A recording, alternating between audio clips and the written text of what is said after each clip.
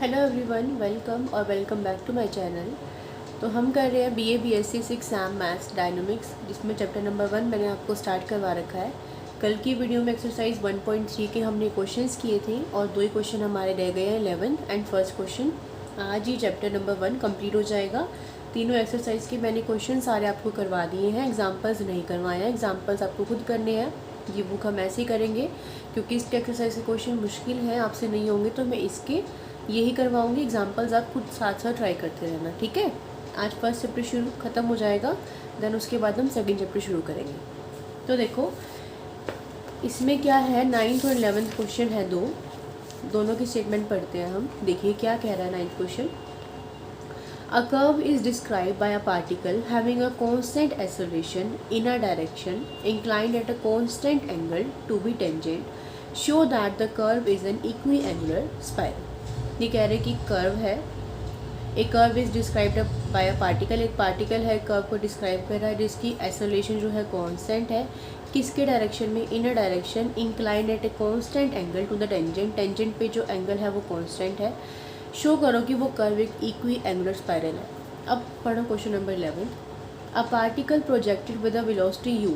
यहाँ पे आपको पार्टिकल की वेलोसिटी नहीं दे रखी, इस क्वेश्चन में आपको वेलोसिटी दे रखी है which is u, is acted on by a force which produces a constant acceleration f। यहाँ पे बता रखा, आपको वहाँ नहीं बता रखा था, यहाँ constant acceleration का नाम भी बता दी कि वो क्या है, f है। एक पार्टिकल है जो u वेलोसिटी से चल रहा है, is acted on by a force which produces, उस पर फोर्स लग रही है जिसकी वजह से जो कॉन्स्टेंट एक्सेलरेशन है f जो है प्रोड्यूस हो रहा है in the plane of motion inclined at an angle alpha with the direction of motion. Motion of direction के साथ जो एंगल बन रहा है वो एंगल अल्फा बन रहा है। वहाँ पे सिर्फ उन्होंने कह दिया कि कॉन्स्टेंट एंगल था। तो उन्होंने कहा है obtain the intrinsic equation of the curve describe. यहाँ पे क्या शो करना है कि कर्व एक इक्वी एंगुलर स्पाइरल है। तो इसमें क्या है, आपको क्या निकालनी है, कर्व की इंट्रिंसिक इक्वेशन। तो यहाँ तक का जो ये क्वेश्चन है, अभी एंड के बाद बताऊंगी, यहाँ तक का जो क्वेश्चन है ये है आपका question number 9 as it is. तो हम क्वेश्चन नंबर 11 जो करेंगे उसमें जो हम कर्व की इंट्रिंसिक इक्वेशन निकालेंगे वो एक इक्वी एंगुलर स्पाइरल की ही इक्वेशन होगी। तो यहाँ तक अगर 9th क्वेश्चन आता है तो जो मैं आपको 11th क्वेश्चन करवाऊंगी उसमें मार्क करवा दूंगी, वहाँ तक अगर आता है तो 9th क्वेश्चन वहाँ तक करके आओगे, ठीक है। समझ में आ गया क्वेश्चन कैसे है। अब इसमें आगे क्या ऐड कर दिया, and show that the particle will be moving in the opposite direction to that of projection at the time this. ये कह रहे हैं कि शो करो कि पार्टिकल जो है वो अपोजिट डायरेक्शन में मूव करेगा इतने टाइम पर। इसमें यानी कि टी की वैल्यू भी आपको निकालनी है, वो इतनी आनी चाहिए इस क्वेश्चन में और इस क्वेश्चन में, ये फ़र्क है। समझ में आ गया, क्वेश्चन क्लियर है। तो 11th क्वेश्चन के अंदर ही आपका 9th क्वेश्चन कवर हो जाता है। तो हम करेंगे क्वेश्चन नंबर 11। करते हैं क्वेश्चन को स्टार्ट। सबसे पहले बनाते हैं फिगर। ये है आपका curve,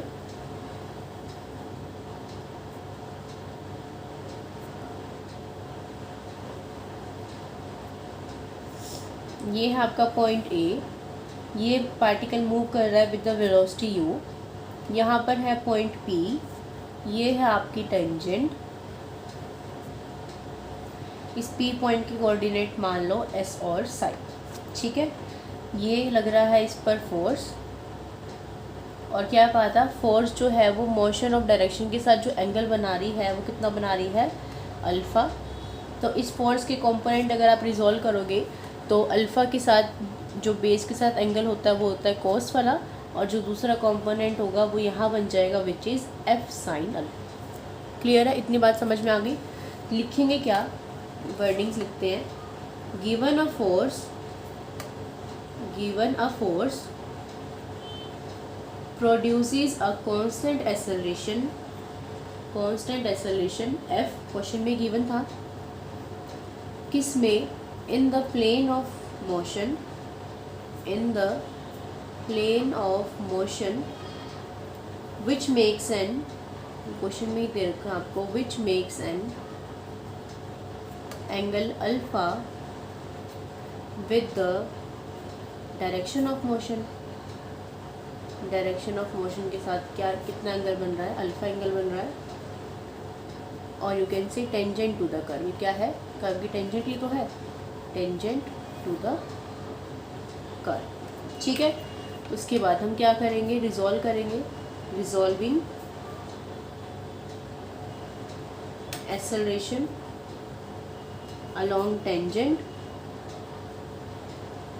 and perpendicular to it। ठीक है, हमने क्या किया, जो हमने डायग्राम बनाया है उसके बारे में सब कुछ हमने लिख दिया। फोर्स है, फोर्स जो है एंगल बना रही है alpha with the direction of motion, और you can say tangent to the curve. उसके बाद हमने क्या किया, एक्सेलरेशन के जो कंपोनेंट है उसको रिजॉल्व किया, एक अलोंग द कर्व और एक उसके परपेंडिकुलर। ठीक है, तो देखो टेंजेंट एक्सेलरेशन, टेंजेंट एक्सेलरेशन की डेफिनेशन क्या होती है, वो एक्सेलरेशन जो टेंजेंट के अलोंग हो। तो ये क्या है, टेंजेंट, टेंजेंट के अलोंग जो एक्सेलरेशन का कंपोनेंट है वो क्या है, एफ कॉस अल्फा। तो टेंजेंट एक्सेलरेशन क्या हो जाएगी आपकी, एफ कॉस अल्फा। और नॉर्मल एक्सेलरेशन क्या होती है, जो कंपोनेंट टेंजेंट एक्सेलरेशन के परपेंडिकुलर हो उसके अलोंग जो एक्सेलरेशन होगी वो नॉर्मल एक्सेलरेशन। तो नॉर्मल एक्सेलरेशन का यहाँ पे कंपोनेंट कौन है इसके परपेंडिकुलर, एफ साइन अल्फा। तो नॉर्मल एक्सेलरेशन क्या हो गई आपकी, एफ साइन अल्फा। क्लियर है इतनी बात, ठीक है।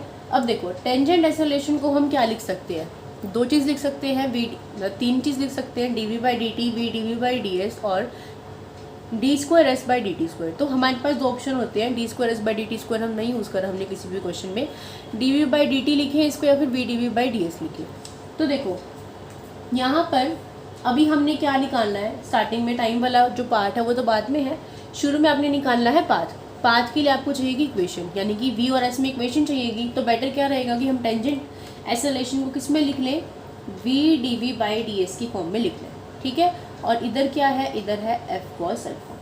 तो ये क्या बन गया, V D we equal to F cos alpha और डी एस इंटीग्रेशन कर दोगे तो V square by two F cos alpha S plus constant C. ठीक है, इनिशियली क्या होगा, इनिशियली शुरू में क्या होगा, पार्टिकल किस वेलोसिटी के साथ मूव कर रहा है, यू वेलोसिटी के साथ मूव कर रहा है, और स्टार्टिंग में एस और साई दोनों जीरो रहते हैं। तो इन वैल्यूज़ को पुट करो, यहाँ पे क्या बन जाएगी, u square by two equal to zero. तो इस C1 की वैल्यू क्या आ गई, यू स्क्वायर बाई टू आ गई। इस C1 की वैल्यू को इसमें पुट कर दो, तो क्या बन जाएगी equation, v square by two equal to F cos alpha into s plus u square by two. ठीक है, टू का अगर आप एलसीएम लोगे तो क्या बन जाएगा, v square equal to two F cos alpha into s plus u square. ठीक है, टू को यहाँ वहाँ भेज दिए, एक ही बात है, टू को यहाँ भेजोगे तो टू इसके साथ आ जाएगा, यहाँ टू से टू कैंसिल हो जाएगा। तो वी स्क्वायर की वैल्यू क्या आ गई, two F cos alpha dot s plus u square, ये आ गई आपकी वी स्क्वायर की वैल्यू। ठीक है, इसको मान लो इक्वेशन नंबर 3। टेंजेंट एक्सेलरेशन का यूज़ करके हमने ये निकाला। अब आ जाओ नॉर्मल एक्सेलरेशन पे। नॉर्मल एक्सेलरेशन क्या होता है, वी स्क्वायर बाय रो किसके इक्वल गिवन है, एफ साइन अल्फा की। वी स्क्वायर बाय रो क्या होता है, D S by D Sai किसके इक्वल है, एफ साइन अल्फा की। इसको ऐसे लिख लो, ये D S by D Sai ऊपर जाके क्या बन जाएगा, डी साई, और ये डी एस को यहाँ भेज दो, F sine alpha d S. ये वी स्क्वायर है, वी स्क्वायर की ये वैल्यू है, पुट कर सकती हूँ मैं। तो देखो वी स्क्वायर की वैल्यू पुट करेंगे, two F cos alpha dot s into d psi equal to f sine alpha d s. V square की वैल्यू पुट करेंगे हम, two F cos alpha into s plus u square, d psi साथ में था और इधर था f sine alpha into d s. V square की वैल्यू पुट कर दी, ये as it is d psi F sine alpha into. Clear है, समझ में आ गया। अब देखिए क्या करते हैं हम, डी साई को एक साथ रख लेते हैं और इनको एक साथ रख लेते हैं। तो डी साई का तो इधर ही रखो, एफ साइन अल्फा की नीचे ले आओगी सारी terms, two F cos alpha into s plus u square d s. अब करो इसका इंटीग्रेशन। तो डी साई का तो साई कॉन्स्टेंट ऐड हो जाएगा, C1 ऑलरेडी ले लिया, C2 ले लो। ठीक है, उसके बाद देखो यहाँ पर किसका डेरिवेटिव बन रहा है, नीचे you square plus two F cos alpha है। ठीक है, तो यहाँ पर आपके पास जो डेरिवेटिव बन रहा है इसका अगर आप इंटीग्रेशन करोगे तो क्या आएगा, देखो एफ साइन अल्फा तो एज इट इज़ रहेगा, लॉग ऑफ किसका, नीचे वाले का, you square plus two F cos alpha dot S, और किसका कॉफिशिएंट, इसका कॉफिशिएंट, इसका कॉफिशिएंट क्या है, टू एफ कॉस अल्फ़ा। यहाँ पर हमारे पास हमने क्या किया, ऊपर था एफ साइन अल्फ़ा, अगर यू स्क्वायर का डेरिवेटिव करते हो, देखो इसको आप कैसे लिख सकते हो, ये टर्म तो एज इट इज़ रखी हमने, लॉग ऑफ किसका, इस वाली टर्म का, और इसका कोफिशिएंट क्या है, एस का कोफिशिएंट 2f कॉस अल्फ़ा, क्योंकि एस का अगर डेरिवेटिव करोगे तो क्या आएगा ds, यानी कि एस का डेरिवेटिव ऊपर प्रेजेंट था ना, इसीलिए हमने क्या किया, एस का कोफिशिएंट नीचे लिख दिया। समझ में आ गया। और इज इक्वल टू में क्या रहेगा, इज इक्वल टू में ये रहा है साई प्लस सी। ठीक है, क्लियर है। उसके बाद देखो इसको सॉल्व करते हैं फर्दर। इस चीज़ को मैं इधर लिख रही हूँ, 1/2 tangent alpha of log of you square plus 2f cos alpha dot S equal to psi plus C. ठीक है, क्या किया हमने, ये f था, f से f कट गया, f से f कट गया, ये 1/2 एज इट इज़ रहा, sine alpha by cos alpha tangent alpha हो गया, और लॉग ऑफ दिस। क्लियर है इतनी बात। अब देखो इनिशियल कंडीशन अप्लाई करो, क्या होगा इनिशियल कंडीशन में, इनिशियली क्या है, साई भी ज़ीरो है और एस भी ज़ीरो है, तो इसमें पुट करो। देखो साई ये रहा, यहाँ पे ज़ीरो, एस ये रहा zero, zero into something zero, सारी टर्म ज़ीरो बन जाएगी, zero equal to zero plus C2, तो इससे क्या मिलेगी आपको वैल्यू, C2 की वैल्यू क्या मिल जाएगी, ज़ीरो। तो C2 की वैल्यू इसमें ज़ीरो पुट करोगे तो क्या आएगा आपके पास, 1/2 tangent alpha log of you square plus 2f cos alpha dot S equal to, एक मिनट देखो जस्ट अ मिनट, अगर s ज़ीरो होगा तो ये बीच में प्लस है, ये बीच में प्लस है, ये वाली टर्म खत्म होगी, ये वाली टर्म तो बचेगी ना, प्लस नहीं लिखा मैंने। अगर s ज़ीरो होगा तो C2 की वैल्यू ज़ीरो नहीं आएगी, देखो C2 की क्या वैल्यू आएगी, ये टर्म खत्म हो जाएगी, तो वैल्यू क्या बचेगी, 1/2 tangent alpha log of you square plus 2, बस इतनी बचेगी, लॉग ऑफ यू स्क्वायर। ठीक है, क्लियर है, क्या बचेगी, 1/2 tangent alpha log of you square. अब वैल्यू पुट करो, देखो ये वाली टर्म तो as it is equal to में साई प्लस C2 की वैल्यू क्या है, 1/2 टेंजेंट अल्फ़ा और लॉग ऑफ यू का स्क्वायर। समझ में आ गया। देखिए अगर आप 2 का एलसीएम लोगे, या फिर इस 2 को वहाँ भेजोगे तो ये क्या बन जाएगा, 2 साई बन जाएगा, ये क्या बन गया 2 Sai.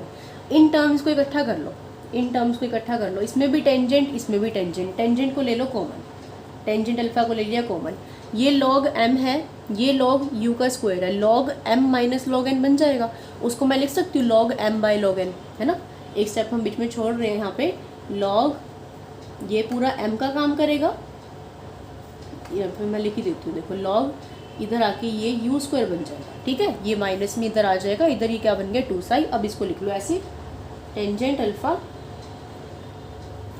Log of you square plus 2f cos alpha dot S और divide by U square equal to में 2 Sai.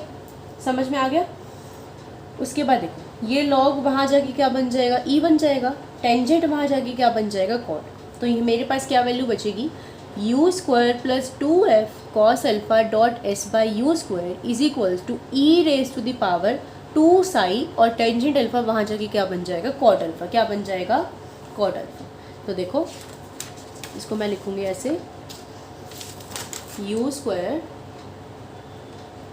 Plus 2f cos alpha dot s divide by u square equal to e raise to the power 2 psi cot alpha. ठीक है, समझ में आ गया कैसे हुआ। U square by u square करोगे तो क्या आएगा 1 plus 2f cos alpha divide into s divide by u square is equals to e raise to the power 2 psi cot alpha. ठीक है, यहाँ से 2f cos alpha dot s divide by u square equal to e raise to the power 2 cot alpha psi minus 1 लिख सकते हैं। ठीक है, हमें क्या निकालनी है, कर्व की इक्वेशन, यानी कि हमें निकालनी है एस की वैल्यू। तो हम क्या करेंगे, इस एस को रखेंगे इधर, बाकी सारी टर्म्स को भेज दो इधर, यू स्क्वायर वहाँ जाके ऊपर चला जाएगा, यू स्क्वायर ये टर्म यहाँ की नीचे आ जाएगी 2f cos अल्फ़ा, ये वाली टर्म सारी ब्रैकेट में as it is e raise to the power 2 cot alpha, ये साई कुछ लिखना रह जाए तो लिख लेना, ठीक है। ये आ गई आपकी s की वैल्यू। क्या कहा था उन्होंने, इक्वेशन निकालो, तो ये आपकी इक्वेशन निकल गई which is the equation of equi angular spiral. तो यहाँ तक का क्वेश्चन है आपका क्वेश्चन नंबर 9। अगर क्वेश्चन नंबर 9 आता है तो यहाँ तक करके आएंगे, ठीक है। और ये इसका भी पार्ट है, उन्होंने कहा कि इक्वेशन निकालो कर्व की, हमने इक्वेशन निकाल दी कर्व की, अब हमारा काम रह गया टाइम की वैल्यू निकालना, ठीक है। क्लियर है, समझ में आ गई। क्या किया अब तक हमने, देखो इस क्वेश्चन में हमने इसको कॉम्पोनेंट को रिजॉल्व किया, टेंजेंट एक्सेलरेशन और नॉर्मल एक्सेलरेशन की वैल्यूज़ लिखी, एक से हमने वी स्क्वायर निकाला, नॉर्मल एक्सेलरेशन में वी स्क्वायर की वैल्यू को हमने यूज़ करा, वहाँ से हमने क्या किया, उसको रो को चेंज करके D Sai into d S कर लिया, इंटीग्रेशन कर दिया, इनिशियल वैल्यूज़ का यूज़ किया और सॉल्व करने के बाद हमें एस की वैल्यू मिल गई। मतलब सिर्फ हमने क्या करना है, टेंजेंट और नॉर्मल एक्सेलरेशन का यूज़ करना है और आपको एस की वैल्यू मिल जाएगी, ठीक है। समझ में आ गया। अब हम क्या करेंगे, टाइम निकालेंगे, okay.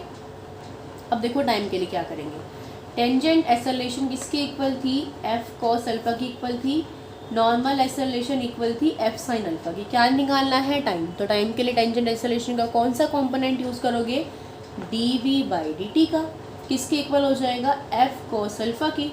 Normal acceleration v square by rho किसके इक्वल है, एफ साइन अल्फा की। यहाँ से इसका डायरेक्ट इंटीग्रेशन करो, क्या होगा, d we equal to F cos alpha d t, इसका इंटीग्रेशन करोगे तो v equal to F cos alpha और विद रिस्पेक्ट टू टी है तो t, और कॉन्स्टेंट हम 2 ले चुके थे तो यहाँ पे c3 ऐड कर लो। फिर वही इनिशियली कंडीशन अप्लाई करेंगे।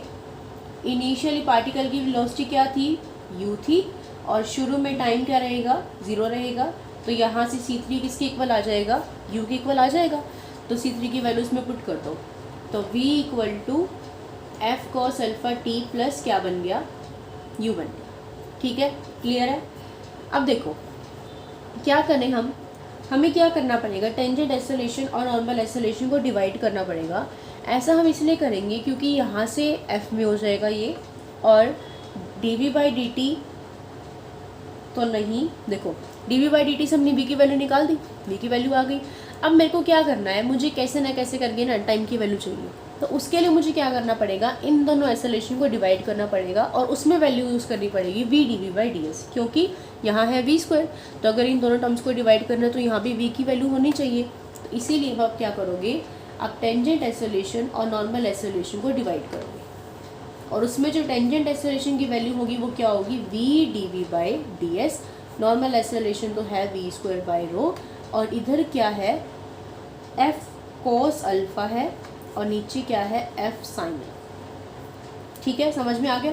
देखो क्या बचेगा आपके पास, D we by D S बचेगा, ये रो ऊपर चली जाएगी, v स्क्वायर से v कैंसिल हो जाएगा, f से f कट जाएगा, और क्या बचेगा, कॉट अल्फ़ा बचेगा। ठीक है, उसके बाद देखो रो की वैल्यू रखो, d we by D s है, नीचे वी भी तो है, ये वी भी है, ये वाला वी, ठीक है। D we by D S मतलब ये ऐसे है, D we by D S into rho, और इस पूरे के नीचे भी D we by D S, rho की वैल्यू क्या होती है, D S by D psi, और इस पूरे के नीचे क्या है, वी है, और इज इक्वल टू में क्या है, कॉट अल्फ़ा। ठीक है, अब वी वाली टर्म्स को एक साथ रख लो, तो कैसे,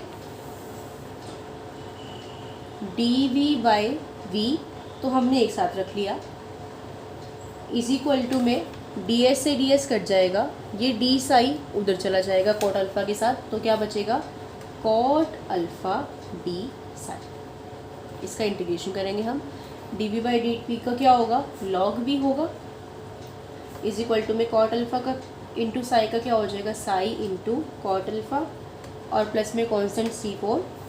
वही सेम इनिशियल कंडीशन अप्लाई करो, इनिशियली क्या होगा, साई 0 होगा, v किसके इक्वल है, u के इक्वल है, तो क्या बन जाएगी, log u equal to C4।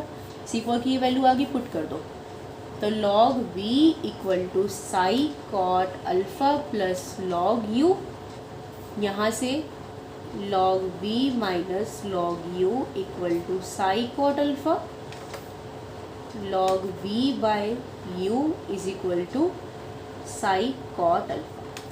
ठीक है, v की वैल्यू पुट कर देते हैं अब हम यहाँ से, v की वैल्यू पुट करते हैं। देखिए क्या बनेगा, v की वैल्यू थी f cos alpha t plus u,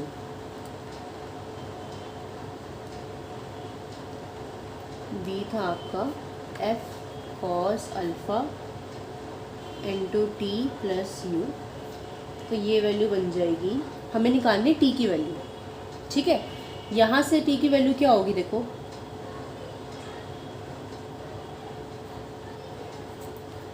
v minus u equal to F cos alpha into t. देखो कैसे करेंगे हम, ये वाला स्टेप तो रहने दो।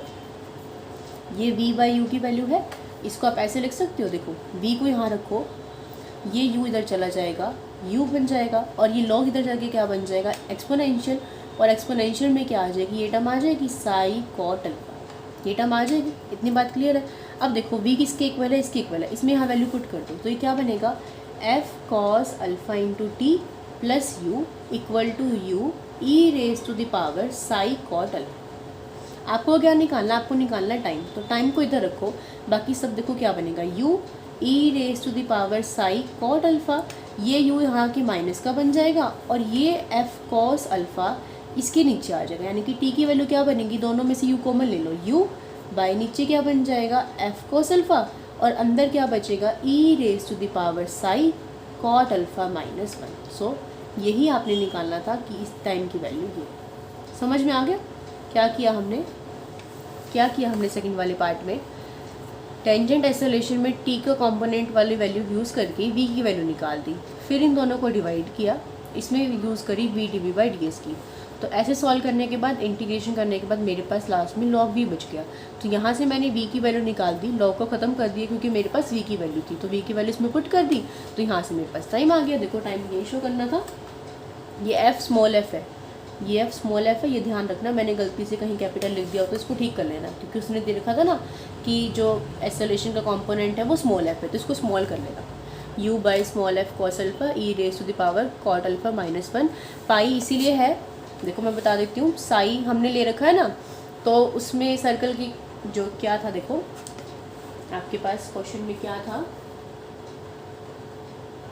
A particle projected by the curve. ठीक है, देखो जो पार्टिकल था प्रोजेक्ट कर रहा था, तो वहाँ पर साई की जो वैल्यू होगी ना वो 180 डिग्री हो जाएगी। तो इसीलिए ये साई की जगह क्या ले रखा है इस क्वेश्चन में, पाई ले रखा। साई की जगह क्या ले लेना, पाई ले लेना। पार्टिकल आपका ऐसे मूव कर रहा था ना, इसी वजह से हमने जो आर्क लेंथ, जो साई की वैल्यू, जो एंगल लिया ना, वो क्या लिया है, 180 डिग्री लिया। ठीक है, अब करेंगे क्वेश्चन नंबर 1। देखो फर्स्ट क्वेश्चन बिल्कुल लर्निंग वाला क्वेश्चन है। क्या है, a particle describes the cycloid. एक पार्टिकल साइक्लॉइड को डिस्क्राइब कर रहा है जिसकी रेडियस है r, यूनिफॉर्म्स की स्पीड है। Prove that the normal acceleration at any point varies inversely as the square root of the distance from the base of the cycloid. ये क्वेश्चन जो है वो बिल्कुल साइक्लॉइड का क्वेश्चन है, और ये साइक्लॉइड हम फर्स्ट ईयर में पढ़ते थे कैलकुलस में। उसकी इक्वेशंस आपको लर्न होनी चाहिए, तब आपको क्वेश्चन समझ में आएगा, इसलिए लास्ट में करवा रही हूँ। तो कोई लॉजिक, मतलब इक्वेशन लर्न करनी ही पड़ेगी, उसका कोई मतलब नहीं है कि इक्वेशन कैसी आई, क्यों आई। तो इक्वेशन लर्न करोगे तभी ये समझ में आएगा। अब इसमें क्या कह रहा है, इसमें कह रहा है कि पार्टिकल है, साइक्लॉइड को डिस्क्राइब कर रहा है, रेडियस है स्मॉल आर, स्पीड है यूनिफॉर्म। तो प्रूव करके दिखाओ कि जो नॉर्मल एक्सेलरेशन होगी ना उस पर किसी भी पॉइंट की, वो कैसे वेरी करेगी, वो इन्वर्सली, यानी कि 1 बाय वेरी करेगी स्क्वायर रूट, यानी कि under root of the distance from the base of the cycloid. अब साइक्लॉइड का डिस्टेंस बेस से क्या होता है वो मैं अभी आपको समझाऊंगी। ठीक है, क्वेश्चन समझ में आ गया। मतलब कि इस चैप्टर से रिलेटेड तो इसमें सिर्फ एक ही चीज़ है, नॉर्मल एक्सेलरेशन, बाकी ये क्वेश्चन जो है वो साइक्लॉइड का क्वेश्चन है। तो देखो कैसे करना है। सबसे पहले तो ये देखो, यहाँ से बताती हूँ मैं आपको। एग्जाम्पल नंबर 2, ये देखो, a particle describe the cycloid S equal to 4a sin psi with the uniform speed v, find the acceleration at any point. तो सबसे पहली बात तो जो साइक्लॉइड की आपकी इक्वेशन होती है वो क्या होती है, 4a sin psi। ये आपको लर्न करनी पड़ेगी। ठीक है, इन्होंने क्या कहा है कि क्या निकालनी है आपने, एक्सेलरेशन निकालनी है किसी भी पॉइंट पर। अब क्योंकि वो यूनिफॉर्म स्पीड से मूव कर रहा है, यूनिफॉर्म स्पीड उसकी क्या है v, तो अगर किसी पार्टिकल की यूनिफॉर्म स्पीड v है तो dv/dt क्या होगा 0, और टेंजेंट एक्सेलरेशन क्या होती है dv/dt, तो उस पार्टिकल की टेंजेंशियल एक्सेलरेशन तो 0 ही होगी, तो बचेगी कौन सी एक्सेलरेशन, सिर्फ नॉर्मल एक्सेलरेशन। तो इस क्वेश्चन में आपको क्या कह रखा है कि नॉर्मल एक्सेलरेशन निकालो, यहाँ पे लिख रखा है कि एक्सेलरेशन निकालो, तो बात तो वही है, एक्सेलरेशन किसकी इक्वल हो गई, नॉर्मल एक्सेलरेशन की इक्वल हो गई।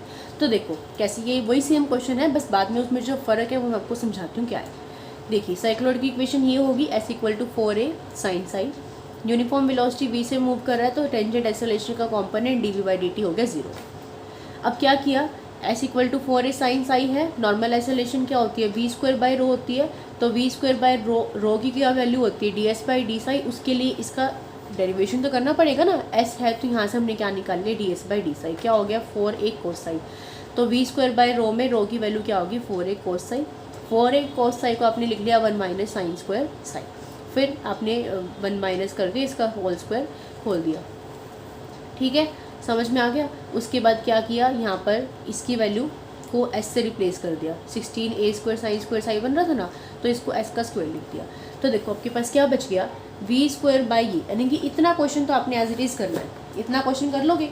नॉर्मल एक्सेलरेशन की जो वैल्यू आएगी वो आएगी v² / 16a² - s²। ये कितना क्वेश्चन तो आपने कर दिया।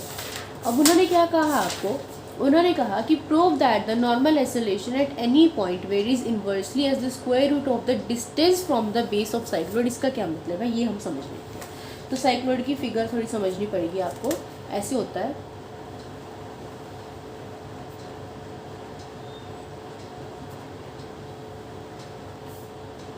ये आपका पॉइंट है O, और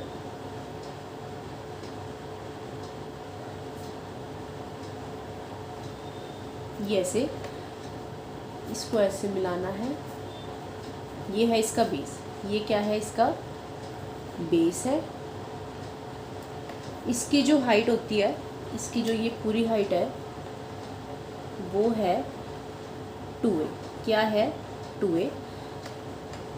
मान लीजिए यहाँ पर कोई पॉइंट है P जिसके कोऑर्डिनेट्स हैं s और psi, ठीक है। ये अगर आपके पॉइंट्स x और y में है तो ये लेंथ क्या हो गई इसकी y होगी, ये इतनी लेंथ क्या होगी y। अगर इस P पॉइंट से कोऑर्डिनेट x और y की टर्म्स में है तो इतनी लेंथ इसकी y होगी, तभी तो y कोऑर्डिनेट लिखा आपने, और इसको आप s और psi भी लिख सकते हो दूसरे तरीके से। तो देखो ये पूरी लेंथ अगर 2a है और इसमें ये अगर y है तो ये लेंथ कितनी बची, यहाँ से यहाँ तक की लेंथ कितनी बची, यहाँ से यहाँ तक की लेंथ कितनी बची 2a - y बची ना। तो ये 2a - y है ना, ये 2a - y, यही क्या होता है इसका बेस होता है। क्या होता है बेस किसका, साइक्लॉइड का। क्या, ये पूरी लेंथ तो 2a, ये लेंथ y, ये 2a - y, ये क्या बन गया साइक्लॉइड का बेस। तो देखो यहाँ पर क्या लिख रखा है हमने v² / 16a² - s²। तब क्या लिखोगे, if s be the arc length, अगर s क्या है आर्क लेंथ है किसकी, साइक्लॉइड की, कहाँ से मेज़र होके, measured from O to any point,